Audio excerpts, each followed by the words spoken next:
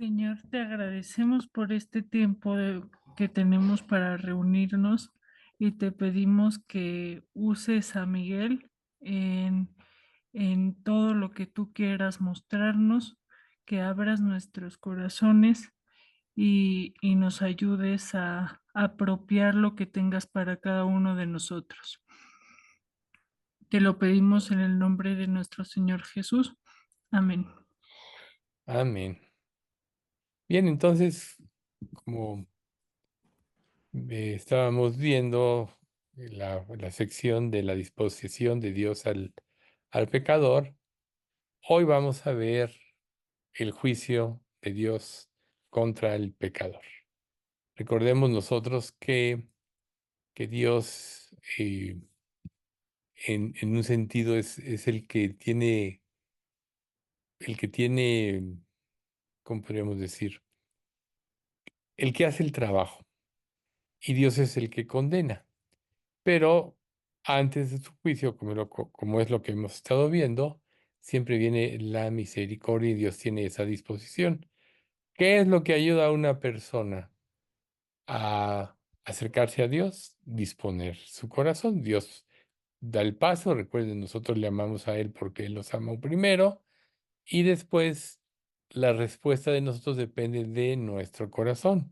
Hay corazones endurecidos que no quieren saber nada de Dios. Bueno, estas personas tendrán las consecuencias de su pecado. Pero también debemos tener presente que mientras hay vida, hay esperanza. Lo que vamos a empezar a ver hoy es precisamente las consecuencias del pecado y los juicios que se emanan por ello. Entonces, en el día de hoy hay muchas personas que pasan la doctrina del juicio divino, esto ya lo hemos platicado. Otros la niegan totalmente, pero recuerden ustedes que una persona no la tome en cuenta, que una persona la pase por alto, no quiere decir que no va a existir, o que la niegue, no quiere decir que no va a existir. O sea, el juicio de Dios es algo que Dios ya determinó y tiene un tiempo. Y mientras no llegue ese tiempo, está extendida su misericordia. Recuerden, buscad a Jehová mientras puede ser hallado, llamadle en tanto que está cercano. Ese es precisamente el tiempo que estamos viviendo. Hoy Dios puede ser hallado. Si una persona le busca porque está respondiendo al llamado de Dios, entonces le encontrará. Si nosotros creemos que toda la escritura es inspirada por Dios, tenemos que aceptar mejor dicho, tener la misma convicción de que todas las verdades expuestas ahí son una realidad, tanto las verdades de la misericordia de Dios como las verdades del juicio mismo.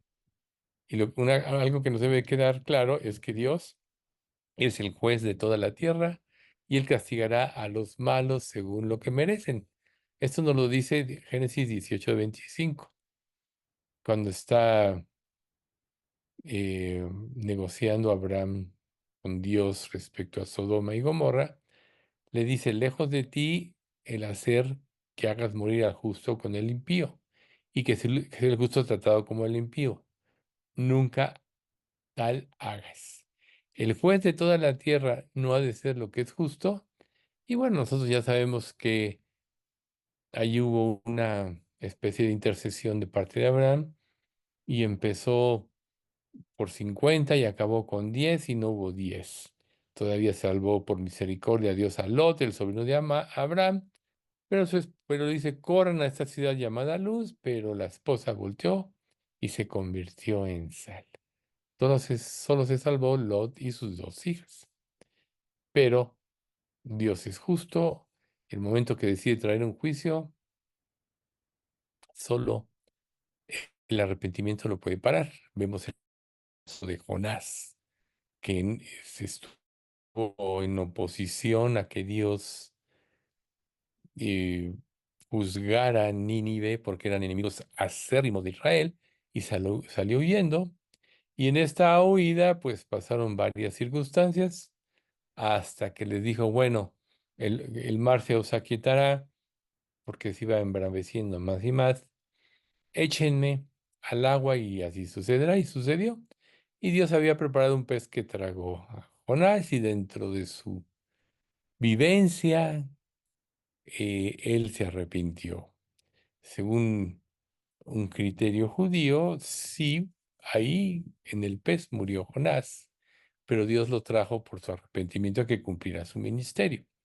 Pero bueno, la Biblia dice, clamé, el Señor oyó mi voz y salió del pez, lo escupió en tierra y fue y predicó.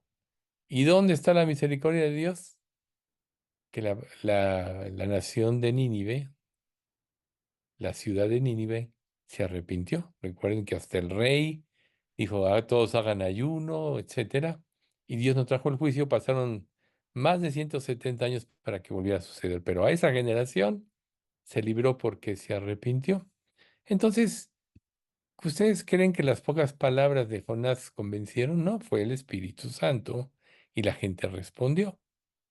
Entonces, algo que tenemos que entender, o que el ser humano tiene que entender, es que está separado de Dios por causa del pecado. Miren, por ejemplo, la muerte física es la separación del alma del cuerpo y la muerte espiritual es la separación del alma de Dios. Todos estamos separados de Dios porque pecamos y estamos muertos espiritualmente. Cuando nosotros muramos físicamente, se va a separar nuestra alma de nuestro cuerpo. ¿Y qué va a suceder? Que las personas en Cristo van a estar en la presencia de Dios, las que no están en Cristo en el infierno. Más adelante vamos a estudiar lo que es el Seol, el Hades, etcétera. Y eh, todos van a regresar hasta el día del juicio. Los que hicieron lo bueno, dice la Biblia, saldrán a resurrección de vida. Los que hicieron lo malo, a resurrección de condenación. Pero si Dios es santo y es moralmente perfecto, Él está separado de todo tipo de maldad. Por eso no podemos tener una relación con Dios, a menos de que nosotros nazcamos de nuevo, como Jesús le dijo a Nicodemo. No es posible que Dios pueda osarse a probar o tener compañerismo con el pecado o con los que lo practican. Por eso hay esa separación y como todos pecamos, todos estamos separados de Dios. Entonces, la corrupción moral que existe en el corazón del hombre a causa de su injusticia es como si levantara un muro grande, inalcanzable o intraspasable entre ellos y Dios. Acuérdense, por ejemplo, de Lázaro, cuando muere y el rico muere también y el atormentado dice, Señor, permite que Lázaro moje la punta de su dedo y refresque mi lengua porque estoy atormentado en esta llama. ¿Y qué le dice la divina respuesta? Hay una gran cima entre ustedes, ¿no? Muertos salvos y muertos no salvos, y nadie puede ir de acá para allá. Señor, entonces envía a Lázaro para que les testifique a mis hermanos y no caigan en esta condenación. ¿Y qué fue lo que dijo Dios? Abraham y los profetas tienen, óiganos, porque si no se persuaden de las escrituras, tampoco se persuadirán si alguno se levantara de los muertos. Entonces ahí vemos nosotros que hay esta gran división, esta gran cima que es imposible traspasar, a menos que el pecado sea expiado, se quite, y esto ya sabemos solo a través de Jesucristo. A través de Jesucristo se restaura esa comunión porque el juicio se ejecuta a través de Jesucristo y Dios nos ve perfectos y se vuelve ese compañerismo con Dios. Y es algo que nosotros, una vez que somos salvos, tenemos que fomentar para poder tener esa relación de confianza y cuando vengan las pruebas y los problemas, podamos saber a quién acudir. Pero imagínate si, no, si tú eres creyente y no tienes el suficiente compañerismo con Dios, cuando vengan las pruebas, los problemas, en un sentido no vas a tener la confianza porque de alguna manera no tienes esa relación desarrollada de poder ir a su presencia. Entonces, bueno, el pecado nos roba eso, nos robó la relación con Dios, en Cristo ya la recuperamos y ahora nosotros tenemos que desarrollar ese compañerismo. Entonces, tomamos en cuenta que la santidad de Dios no es algo neutral o apático en cuanto al pecado de los que lo practican. O sea, no es una mala intención o una situación de Dios, sino que la respuesta de esto es que Dios aborrece el pecado y aparta de su vista todo aquello que para Él es una abominación. Todo el que comete pecado, para Dios es una abominación y Él odia el pecado. Habacuc 1:13 nos dice lo siguiente: muy limpio eres de ojos para ver el mal, ni puedes ver el agravio. ¿Por qué ves a los menospreciadores y callas cuando destruye el impío al más justo que él? Aquí la parte importante es: muy limpio eres de ojos para ver el mal, y no puedes ver el agravio. Por eso es que Dios ideó, aún desde antes de la fundación del mundo, un plan perfecto que se va a cumplir, independientemente de lo que cada generación a lo largo de la historia haya vivido y viva.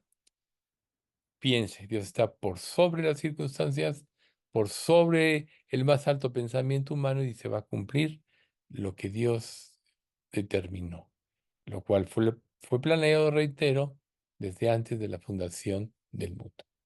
Entonces, siguiendo esto, el pecado es repugnante ante Dios.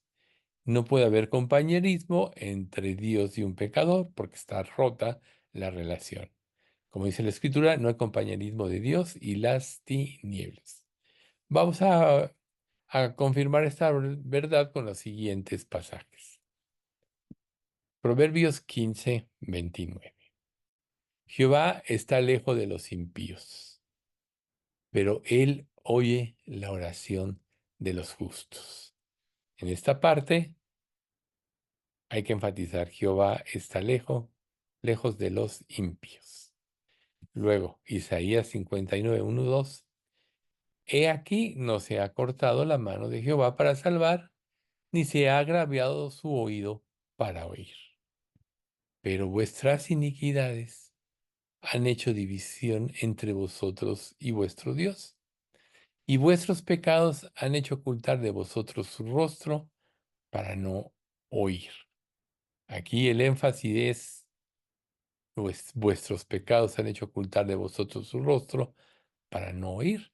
Recuerden cómo le dijo Jesús a los, más bien dicho, cómo le dijo aquel ciego al que Jesús le devolvió la vista cuando le interrogaron los fariseos en Juan 9:31.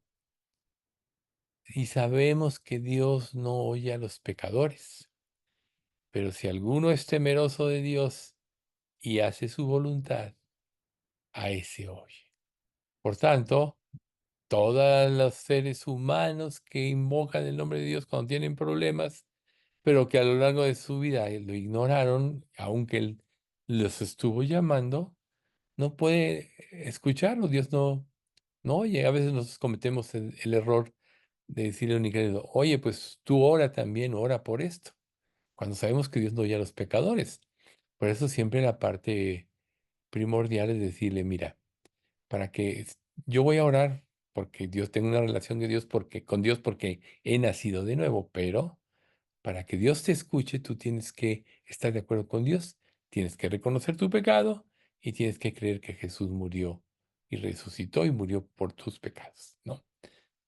Y ahí le estás dando ya una guía, una alternativa. Pero si cometemos el error de decirle a los impíos: bueno, vamos a orar todos, como muchos lo hacen, si tener una relación con Dios, los están engañando a sí mismos y nosotros no los estamos ubicando. No vayan a caer en ese error. Luego vamos a continuar. Dice: en el libro de los Efesios también encontramos varios textos que describen esta gran separación que existe entre los gentiles paganos, esto es, los que no tienen a Dios, y el único Dios verdadero. Entonces, ¿cómo se describe aquí en Efesios el pecador? Vamos a empezar por Efesios 2:12. En aquel tiempo estabais sin Cristo, alejados de la ciudadanía de Israel y ajenos a los pactos de la promesa, sin esperanza y sin Dios en el mundo. ¿Ven ustedes? Ahí está. En la época de la incredulidad, las personas están ajenos a las promesas. Sabemos que todo Dios, todo lo que Dios promete lo cumple. Pero si ignoras, pues, ¿cómo vas a reclamar? O si conoces, pero no te has convertido, pues, ¿cómo puedes pedir algo sin fe? Y como dice Efesios 11, perdón, Hebreos 11:1, la fe es la certeza de lo que se espera, la convicción de lo que no se ve. Y el 11:6 es, sin fe es imposible agradar a Dios, pues es necesario que el que se acerca a Dios crea que le hay o crea que Él existe y que es galardonador de los que le buscan. Entonces, aquí no hay esperanza para las personas que están alejados de la ciudadanía y ajenos a los pactos. Recuerden ustedes, y es un punto importante a enfatizar, que nosotros al convertirnos pasamos a formar parte del Israel de Dios, del Israel espiritual. Israel como nación físicamente tiene una promesa, pero no todos los israelitas se van a salvar. En toda la época de la gracia, desde la muerte de Jesús, solo se han salvado los israelitas que han creído en Cristo. Al final de la tribulación, Dios, por fe en la promesa, va a salvar a un remanente. Pero un remanente, según nos dejan ver las Escrituras, aquella que se va a esconder en el desierto, es más o menos la tercera parte de Israel. ¿Ven ustedes? Entonces, no él es judío el que lo es, o hijo de Abraham el que lo es según la carne, sino el que lo es según la promesa. Y ahí vemos nosotros la alegoría de Sara y Abraham. Abraham tuvo un hijo, perdón, y Agar. Abraham tuvo un hijo con Agar, que fue Ismael, y fue el primogénito. Pero cuando nació Isaac, que era el hijo de la promesa, entonces, ¿qué dijo? ¿Qué le dijo Sara a Abraham cuando Ismael se burla de Isaac? Diciendo, yo soy el primogénito. Echa fuera a la esclava porque no heredara. Entonces los hijos de Ismael, que entonces todo el mundo árabe de la actualidad, son hijos según la carne. E Isaac es el hijo según la promesa. Y nosotros nos convertimos en los hijos según la promesa al creer en la fe que tuvo Abraham. Entonces podríamos decir que nosotros somos israelitas de corazón porque somos parte del pueblo de Dios y somos parte de su iglesia. Aclarado esto, vamos a ver el énfasis precisamente en este pasaje de Efesios 2:12 que acabamos de leer. El impío está alejado de la ciudadanía de Israel y del pueblo de Dios. Segunda parte, están ajenos a los pactos y a las promesas y viven sin esperanza. Y están sin Dios en el mundo. Estas cinco verdades nos deja ver este pasaje. Repito, están sin Cristo, alejados de la ciudadanía de Israel, ajenos a los pactos de la promesa, sin esperanza y sin Dios en el mundo. Entonces, nosotros podemos ver que también las personas que no tienen una relación con Dios, esto es, que no han nacido de nuevo, Efesios 2:19 nos dice, así que ya no sois extranjeros ni advenedizos, sino ciudadanos de los santos y miembros de la familia de Dios. O sea, como dice el pasaje, no somos extranjeros ni advenedizos. Luego, lo que viene es ajenos de la vida de Dios. Esto nos lo dice Efesios 4:18. Teniendo el entendimiento entenebrecido, ajenos de la vida de Dios. Entonces ahí está, ¿ven ustedes? Teniendo el entendimiento entenebrecido, ajenos de la vida de Dios por la ignorancia que en ellos hay, por la dureza del corazón. Recuerden ustedes que la dureza del corazón no es algo gratis. Se da cuando las personas empiezan a rechazar a Dios, cuando empiezan a sumergirse en el pecado y rechazan la voz de Dios. ¿Por qué sabemos esto? Porque todos nosotros tenemos una conciencia. Nuestra conciencia, estructurada de acuerdo a los mandamientos, nos hace ver con claridad lo que está bien y lo que está mal. Cuando nosotros sabemos que algo está mal, que nos dicta nuestra conciencia, y lo hacemos, entonces endurecemos nuestro corazón. Y así cada violación de nuestra conciencia se endurece nuestro corazón. Entonces, cuando se presenta a Dios, la respuesta a Él va a tener, va a ir en la medida de la dureza de nuestro corazón, pero por eso es que Dios muchas veces tiene que traer a nuestra vida quebrantos, porque el quebranto abate nuestro orgullo y es lo único, aunado con la palabra de Dios, que es lo que produce el quebranto, en quitar la dureza de corazón. Esto no lo dice, si mal no recuerdo, Jeremías 17:9. No es mi palabra como piedra, dice Jehová, y como martillo que quebranta la piedra. O sea, la palabra de Dios quebranta la dureza del corazón. Entonces, pero las personas que no se quebrantan, sino endurecen su corazón, tienen el entendimiento entenebrecido. Cada vez entienden menos. Es, para ellos es algo locura. Como dice Corintios, ¿no? La palabra de la cruz es locura a los que se pierden, pero a los que se salvan, esto es a nosotros, es poder de Dios. Ahora, basado en las Escrituras, vemos cómo el pecado que cada ser humano comete o en el que vive resulta como una ruptura total y trae como resultado la separación de Dios. Por eso el ser humano está muerto en sus delitos y pecados. Por eso es que la Escritura dice en Romanos, no hay justo ni aun uno, no hay quien entienda, no hay quien busque a Dios. Todos se desviaron, a unas se hicieron inútiles, no hay quien haga lo bueno, no hay ni siquiera uno. Estamos muertos en la relación con Dios, estamos esclavos del pecado y no amamos a Dios, ni queremos saber nada de Él. Por eso es que el cambio viene cuando Dios nos llama.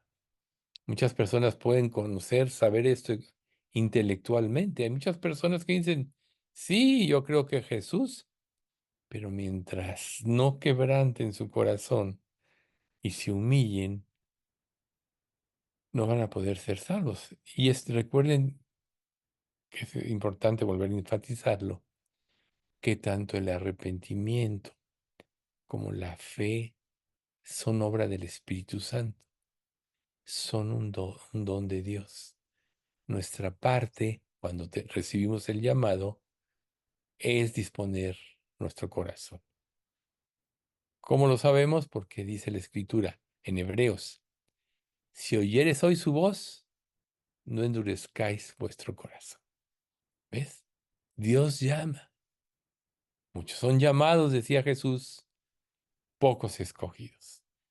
La respuesta depende de ello. Entonces, muchas personas saben intelectualmente, han leído la Biblia inclusive, han hecho quizá una oración, pero si nunca realmente se humillaron, no pudieron ser salvos. Entonces, por eso la Escritura dice, y me buscaréis y me hallaréis, porque me buscaréis de todo vuestro corazón. Entonces, si ustedes se dan cuenta, los seres humanos están prácticamente sumidos y sepultados en una vida sin Dios, odian a Dios, no quieren saber de Él. Por eso viene el llamado de Dios y la preparación a cada uno de nosotros para que pudiésemos responder ese llamado. Dios nos hizo entender, podríamos decir, Dios nos cambió el corazón y respondimos. Pero ¿qué pasa si tú rechazas y rechazas y rechazas? Entonces Dios te entrega a la maldad de tus pensamientos y te vas a sumergir en el pecado. Ese, recuerden, es la espiral descendente.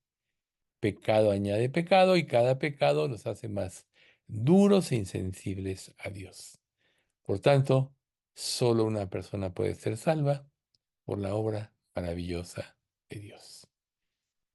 Luego veamos esta parte que estamos viendo, enfatizando. El ser humano vive entregado al pecado.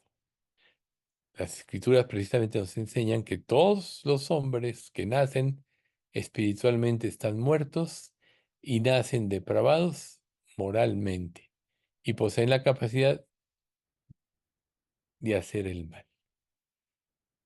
Si fuera permitido, si Dios no trajera juicios como el diluvio, como Sodoma y Gomorra, etcétera, la depravidad del hombre no tendría límites.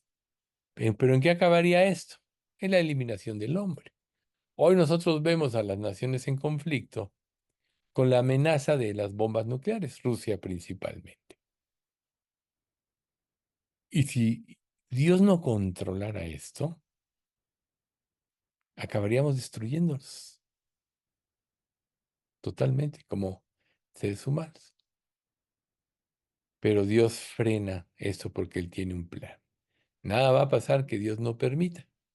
Y aunque Dios va a permitir este tipo de cosas, cuando los ejércitos de Rusia y otros muchos decidan invadir Israel, cuando Israel va a ser totalmente abandonado aún por Estados Unidos, esto va a pasar en un futuro no muy lejano, que es la guerra del Salmo 83. Todos van a abandonar Israel, pero Dios va a hacer un milagro. Pero uno de los efectos del juicio de Dios es que la lengua se les va a desbaratar en la boca, las cuencas de los ojos se van a sumir, etcétera, y eso no es más que probablemente producto de una bomba así de ese tipo. Pero bueno, es algo divino y es algo milagroso. Pero volviendo aquí al punto, el ser humano, si Dios no frenara, se autodestruiría. Pero Dios tiene un plan. Por eso cuando vean las noticias alarmantes, todo eso, piensen, todo se está perfilando a lo que Dios dice y a final de cuentas, Dios va a salvar a su iglesia, arrebatándola el día que Él diga, y Dios va y siempre tiene un remanente. Elías pensó que él estaba solo después de haber enfrentado a Acab y destruir a los 50 profetas de Baal, y Dios le dijo, me he reservado 7,000 hombres que no han doblado sus rodillas delante de Baal. Dios siempre tiene un remanente fiel, así como tiene un remanente, decíamos hace rato, de Israel y que más o menos la tercera parte se van a salvar. Luego, entonces, parte de la obra de Dios, pues son los profetas, la ley, los apóstoles, es refrenar la maldad del hombre y es la única esperanza para la humanidad de que se autoaniquile. Si no fuera así, reitero, ya quizá estaríamos destruidos desde hace mucho tiempo. Pero se interpone la gracia de Dios, que es lo más importante. Es una de las más grandes manifestaciones del amor y la benevolencia de Dios, su gracia, que implica el acto divino de entregar a los hombres a su propio pecado, pero salvarlos a través de Cristo. Cuando una persona desecha la gracia, es entregada a su pecado, pero Dios ya deja de restringir a esta persona porque rechaza la gracia y su maldad va en aumento y su depravación va en aumento. Primera de Corintios 5:5 nos dice, hablando de aparentes creyentes que empezaron a actuar contra el Evangelio, el cual sea entregado a Satanás para destrucción de la carne, a fin de que el espíritu sea salvo en el día del Señor. Este era un creyente que se alejó de la verdad. Y Dios, cuando una persona es entregada a Satanás, es que Dios en su gracia deja al hombre, lo entrega a su necedad, a su propia corrupción y depravidad en su propio corazón hasta la destrucción. Pero el hombre impío no tiene remedio. Un creyente puede caer en pecado. Para eso existe la disciplina de Dios. Pero el acto más fuerte de la disciplina es cuando el pecado es extremo y la persona siendo salva no quiere cambiar, es que Dios prefiere llevárselo. Es la muerte. Por eso aquí dice, en este pasaje de 1 Corintios 5:5, a fin de que el espíritu sea salvo en el día del Señor. Pero cuando es entregado a Satanás, este es un acto de juicio y resulta en la destrucción de la persona y todas las manifestaciones más terribles de la ira de Dios, que implica la fuerte disciplina en el creyente, el infierno en el incrédulo. Vamos a ver algunos textos que partimos a partir de Romanos capítulo 1, del 18 al 32, que la mayoría de nosotros conoce. Lo voy a leer brevemente y con rapidez, tan solo para ubicarnos, y luego vamos a ir analizando texto por texto. Porque la ira de Dios se revela desde el cielo contra toda impiedad e injusticia de los hombres que detienen con injusticia la verdad. Porque lo que de Dios se conoce les es manifiesto, pues Dios se lo manifestó. Porque las cosas invisibles de Él, su eterno poder y deidad, se hacen claramente visibles desde la creación del mundo, siendo entendido por medio de las cosas hechas, de modo que no tienen excusa. Pues habiendo conocido a Dios, no le glorificaron como a Dios ni le dieron gracias, sino que se envanecieron en sus razonamientos y su necio corazón fue entenebrecido. Profesando ser sabios, se hicieron necios y cambiaron la gloria del Dios incorruptible en semejanza de imagen de hombre corruptible, de aves, de cuadrúpedos y de reptiles, por lo cual también Dios los entregó a la inmundicia en la concupiscencia de sus corazones, de modo que deshonraron entre sí sus propios cuerpos, ya que cambiaron la verdad de Dios por la mentira, honrando y dando culto a las criaturas antes que al Creador, el cual es bendito por los siglos. Amén. Por eso Dios los entregó a pasiones vergonzosas, pues aún sus mujeres cambiaron el uso natural por el que es contra naturaleza, lo vemos el día de hoy, y de igual manera también los hombres, dejando el uso natural de la mujer, se encendieron en su lascivia unos con otros, cometiendo hechos vergonzosos hombres con hombres, y recibiendo en sí mismos la retribución debida a su extravío. Y como ellos no aprobaron tener en cuenta a Dios, Dios los entregó a una mente reprobada, para hacer cosas que no convienen, estando atestados de toda injusticia, fornicación, perversidad, avaricia, maldad, inventores de males, llenos de envidia, homicidios, contiendas, engaños y malignidades, murmuradores, detractores, aborrecedores de Dios, injuriosos, soberbios, altivos, inventores de males, desobedientes a los padres, necios, desleales, sin afecto natural, implacables, sin misericordia, quienes habiendo entendido el juicio de Dios que los que practican tales cosas son dignos de muerte, no solo las hacen, sino que también se complacen con los que las practican. Si ven este pasaje de Romanos del 18 al 32, capítulo 1, nos da una descripción muy clara de todo lo que estamos platicando. ¿Por qué? Aquí Dios está manifestando el juicio en diferentes grados, en cada generación desde la caída del hombre. O sea, obviamente ha habido naciones que se han depravado más que otras, que Dios destruyó, como a Tiro, Sidón, etcétera, ¿sí? Pero nosotros vamos a ver que varias veces en este pasaje que acabamos de leer, Dios siempre está enfatizándonos cosas que están sucediendo y esto es como un progreso de la depravación del hombre. Muchas de las cosas aquí que estamos viendo y prácticamente, o sea, las estamos viendo, las estamos viviendo en lo que nuestra sociedad dice.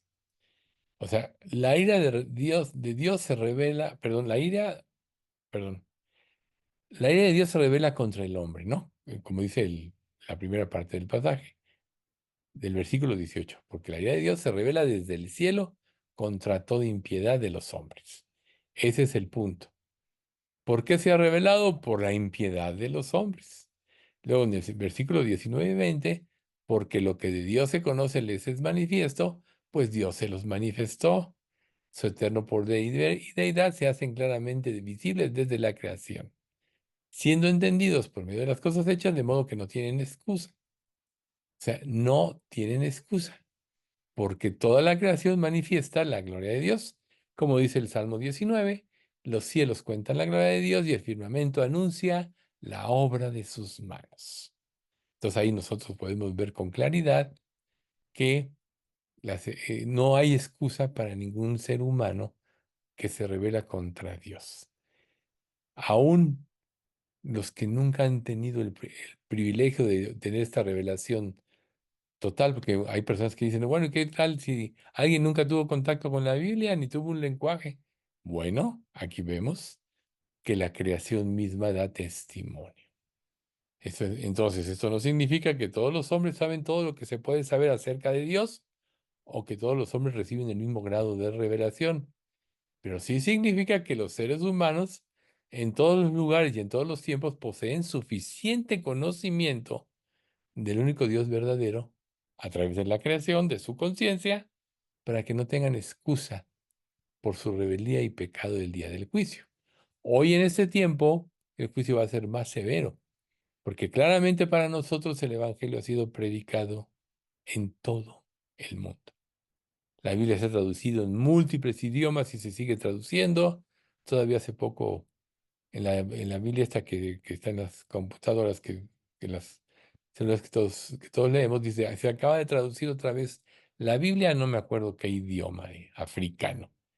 Entonces, o sea, hoy más que nunca ha sido y con los medios de comunicación como el WhatsApp, el Internet, el YouTube, etcétera, todo esto hoy es ampliamente conocido. Entonces, aunque la revelación de Dios es limitada a todos los hombres, no ha sido ambigua o poco clara. Cada uno sabe. Cada persona que muere sabe, tuvo oportunidad. Dios ha revelado a todos los seres humanos que hay un Dios verdadero y que Él solo debe ser adorado. Hay una anécdota de unas personas en una isla que llegaron unos misioneros a evangelizarlos. Y pues como no hablaban el idioma, pasaron un tiempo conviviendo con ellos hasta que fueron aprendiendo el idioma, pues prestaban servicios, cosas de ese tipo. Cuando ellos ya dominaron el idioma y se sintieron con la suficiente, pues, libertad o destreza de poder explicar claramente los caminos de Dios y empezaron a testificarles a las personas de esta tribu, ellos los pararon y dijeron, espérense, ese Dios del que ustedes nos hablan a nosotros ya lo conocemos. Porque, pues primero empezamos a dar gracias al agua que, que nos da la vida, a la tierra que con el agua se siembra una semilla y florece, pero con la ayuda del sol empezamos a adorar al sol, entonces adoramos el agua, adoramos a la tierra, adoramos al sol, y nos fuimos preguntando qué estaba detrás de todo esto y concluimos que hay un ser creador de todas las cosas. A ese ser adoramos. Fíjense. Entonces, esta tribu llevaron los misioneros a evangelizar, ya tenían un conocimiento del Dios verdadero. Obviamente, ya puntualizando, pues ellos ya pudieron afirmar su fe.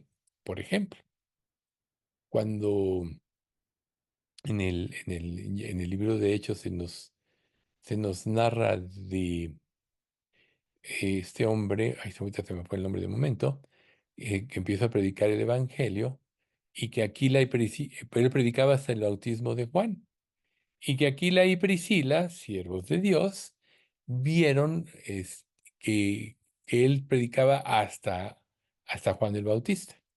Entonces lo tomaron más aparte le explicaron con mayor precisión el camino, y cuando él lo entendió, como conocía muy bien las escrituras, dice la Biblia que refutaba vehementemente a todos los que se oponían y afirmaba a todos los que por la fe habían creído.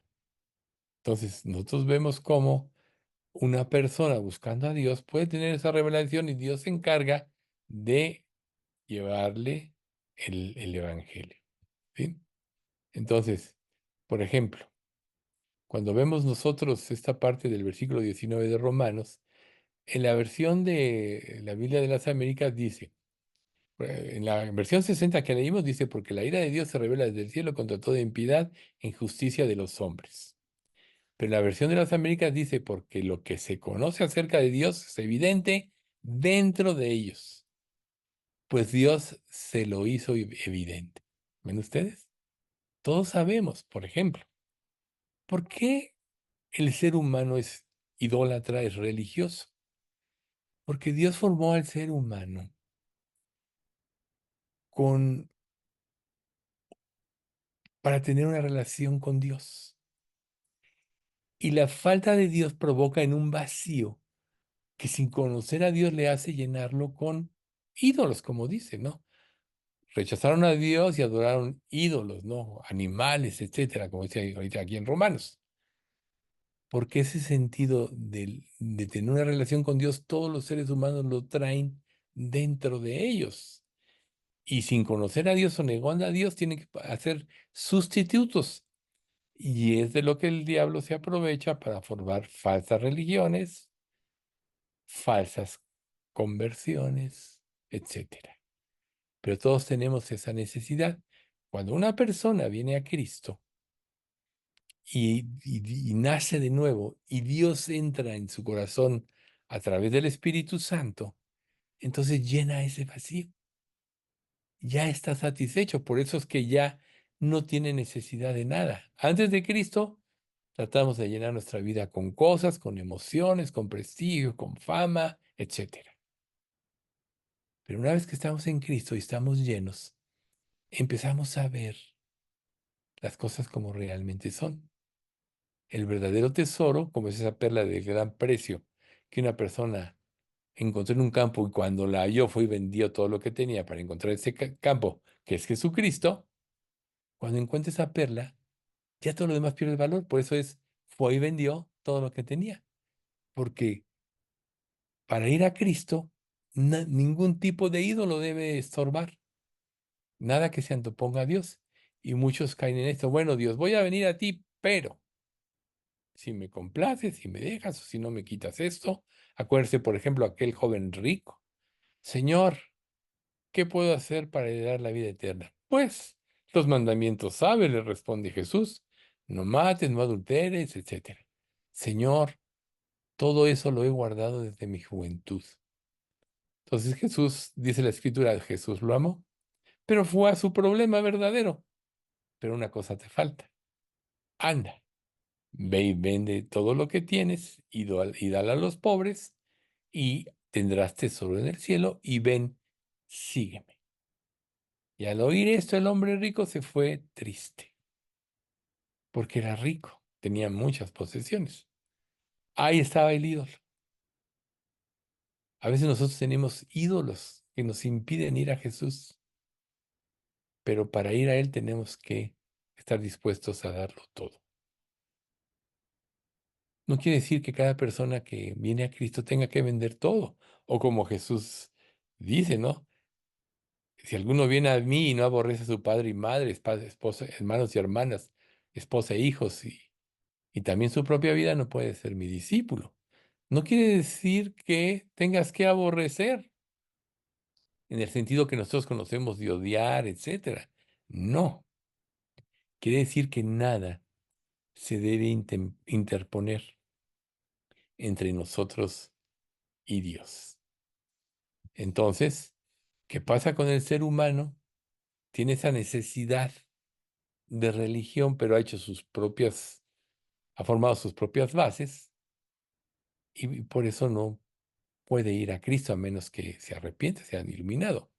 O sea, por ejemplo, los fariseos, saduceos, etcétera, herodianos, maestros de la ley, ¿cuál fue su tropiezo?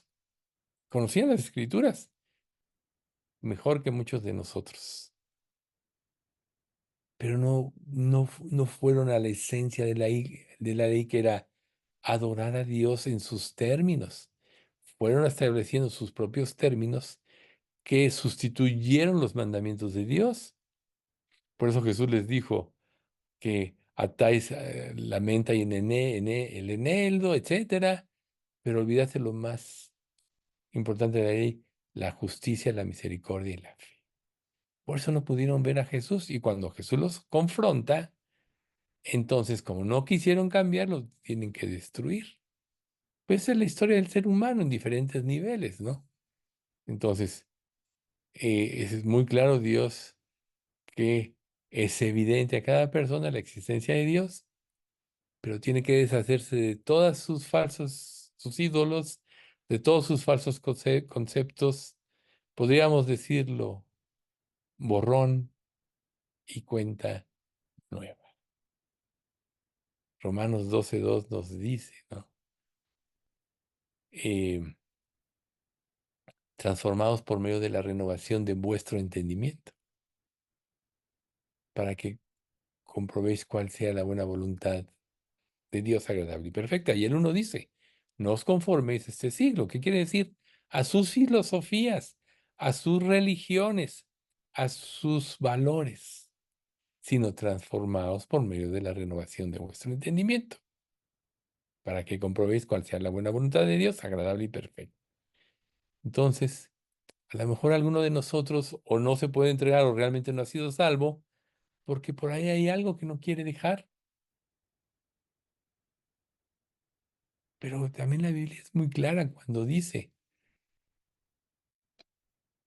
que, que dice que si tu ojo derecho te es ocasión de caer, sácalo y échalo de ti. Mejor te es entrar al reino de los cielos tuerto que con los dos ojos y ser echado al infierno. Y sin tu mano derecha, etcétera, ¿no? O sea, cualquier cosa que pueda obstruir una fe verdadera, quítala, córtala. No quiere decir que te tienes que sacar un ojo o que tienes que mutilarte, no. Tienes que destruir cualquier ídolo.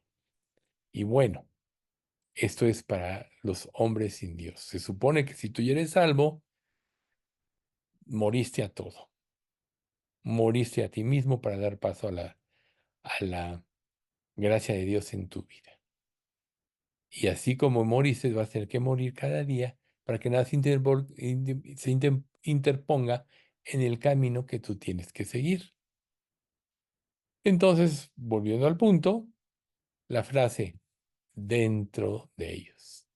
O sea, lo que Dios se conoce dentro de ellos, o aquí dice que es evidente dentro de ellos, es precisamente que el Dios verdadero solo se revela a través se revela a través de la creación y el mismo conocimiento de esto ha puesto en el corazón del hombre.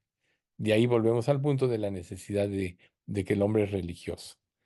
Pero sabemos que la religión pura y sin mácula solo la puede producir el Espíritu Santo cuando entra en nuestro corazón.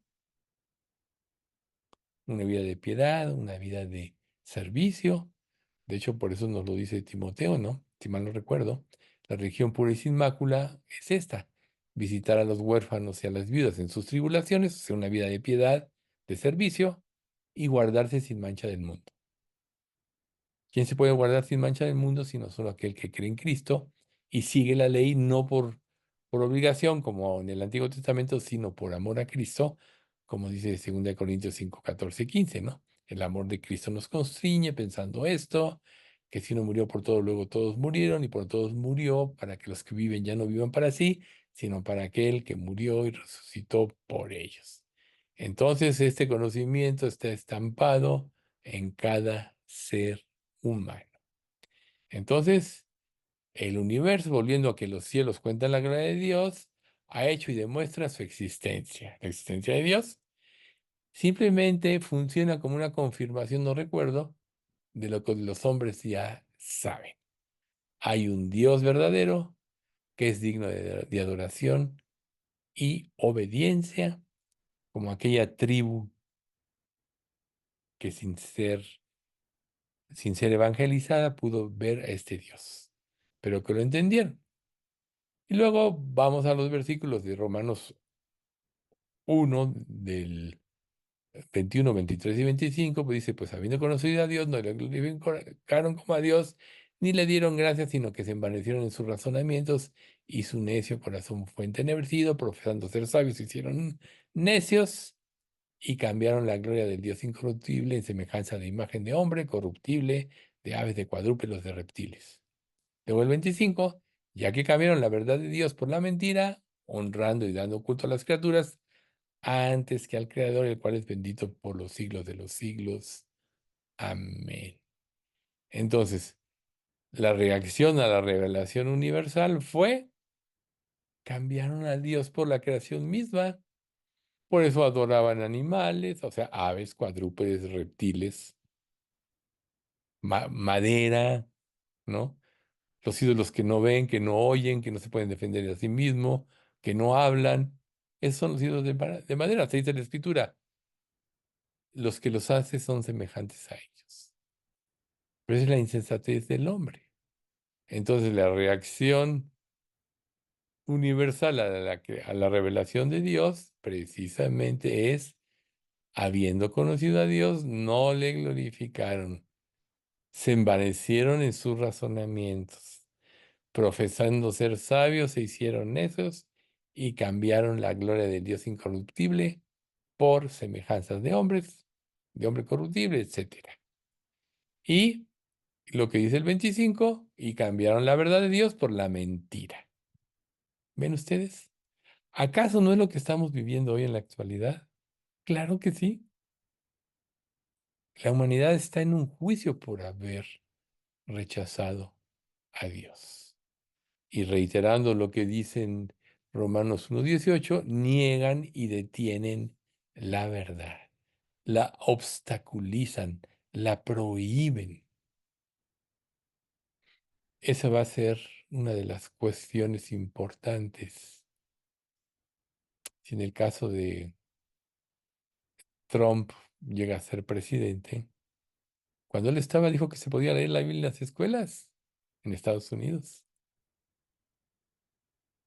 El que va a ser el vicepresidente oró después de dar una exposición, cuando menos esa esperanza. En cambio, ¿quién prohibió eso? Fomentó la homosexualidad y todo eso. Biden. ¿Ven ustedes? Esa podría ser una esperanza temporal para esta nación. Pero bueno, nosotros vemos que el rechazo a Dios hace que la verdad se detenga, se obstaculice. Por eso se manifiesta la ira de Dios, como dicen los versículos 24, 25 y 26 y 28. Por lo cual también Dios los entregó. Ahí está. Dios los entregó a la inmundicia en las concupiscencias de sus corazones, de modo que deshonraron entre sí sus propios cuerpos. Por eso Dios los entregó a pasiones vergonzosas, pues aún sus mujeres cambiaron el uso natural, lesbianismo, por el que es contra la naturaleza. Y como ellos no aprobaron tener en cuenta a Dios, Dios los entregó a una mente reprobada para hacer cosas que no convienen. ¿Ven ustedes? Entonces, aquí le vamos a dejar por hoy en esta parte, pero qué importante es que nosotros sepamos todo esto para que cuidemos nuestra vida, pero también entendamos el proceso que la humanidad está viviendo y hacia dónde se perfila. Por eso es que ese mundo tiene que venir a un juicio. La tribulación es un juicio a las naciones, pero un juicio de misericordia, porque es como si Dios fuera a traer un pequeño infierno a la humanidad, que es lo que dura los 7 años de la tribulación, para que muchos se puedan convertir. Y muchos se van a convertir en esta época, ante este juicio, pero otros van a endurecer sus corazones. Por eso en el libro de Apocalipsis dicen que la humanidad se da cuenta que están siendo juzgada por hoy y van y se esconden en las cuevas y blasfeman el nombre de Dios. La verdad es que las personas que vayan al infierno no son inocentes, no son culpables, pero su mayor culpa es y ha sido rechazar a Dios y a su misericordia. Dice un pasaje en la Biblia, en Isaías 55, 6, 7, buscad a Jehová mientras puede ser hallado. Llamadle en tanto que está cercano. Deje el impío su camino y el hombre inicuo sus pensamientos, y vuélvase a Jehová, el Dios nuestro, el cual detendrá de él misericordia y será amplio en perdón. Hoy estamos en el tiempo en que Dios puede ser hallado. Hoy es el tiempo en que la humanidad tiene esperanza. Pero también para nosotros hoy es el tiempo en que tenemos que purificar y limpiar nuestra fe, nuestros motivos, para que no haya ningún estorbo en nuestro servicio a Dios, ninguna duda, ningún falso concepto que nos vaya a hacer que endurezcamos nuestro corazón. Reitero, como dice Hebreos, si oyeres hoy su voz, no endurezcáis vuestros corazones, como lo hizo Israel. Vamos a dar gracias. Padre, te agradecemos mucho por este estudio. Gracias, Padre, por tu infinito amor, por tu infinita sabiduría, porque tú todo lo has revelado a través de tu palabra y gracias porque a través de este análisis de la dureza del hombre y de estos pasajes que vimos, tú nos haces ver con claridad que tú siempre te has manifestado y has dado testimonio a la humanidad. No hay injusticia en ti y sabemos que aunque alguien no escuchara, tiene una conciencia que en el día de juicio lo va a acusar o defender de acuerdo a sus acciones, de acuerdo a sus razonamientos. Pero, perdón, pero Padre, apelamos por ti para que en este tiempo que aún hay tu gracia y todavía puede ser hallado, nos uses como instrumentos útiles, limpios, afilados para poder compartir la palabra de Dios.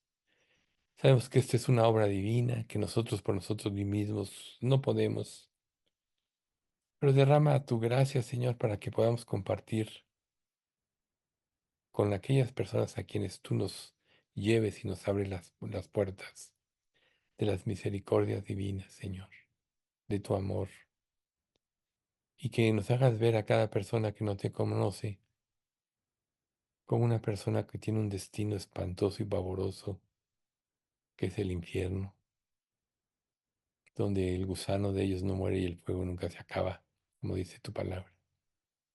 Permítenos concentrarnos en esto, Padre, y sabemos, porque tú así lo prometes, que si ponemos nuestra fe y nuestra concentración en esto, tú derramarás tu gracia para llevar a cabo, para que llevemos a cabo esta encomienda, este llamamiento, y suplirás todo lo necesario para que nada nos falte. Padre, nos ponemos en tus manos como iglesia, como personas, y queremos rogarte, Padre, que tú también sigas trabajando en la vida de cada uno de los miembros de nuestra iglesia, precisamente avivándolo, haciendo que todas estas verdades sean una realidad en su mente, en su corazón. Que tú Padre, desarrolles ese amor no fingido entre unos y otros y que dejemos cualquier tipo de conflicto interno que todavía traigamos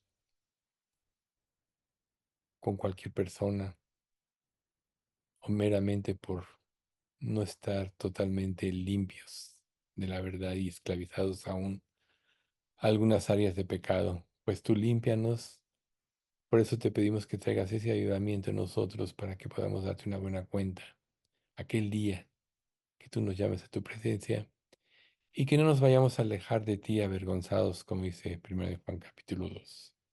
Padre, nos ponemos en tus manos. Trae sanidad y salud a nuestra iglesia, Padre. Sabemos que hay muchos padecimientos que tú estás permitiendo, quizá muchos de ellos sean ataques de Satanás, pero tu gracia es mayor, Señor, así que fortalécenos y trae salud, pero sobre todo trae salud espiritual a la mente de cada uno de nosotros y que podamos enfocarnos en ti, solamente en ti, que afiancemos nuestros rostros como un pedernal y que nada nos mueva, Padre, de este objetivo. Señor, gracias por la recuperación de Memo, que está en su casa, y tú sigue bendiciéndolo, él y a su familia. En nombre de Cristo Jesús te lo pedimos. Amén.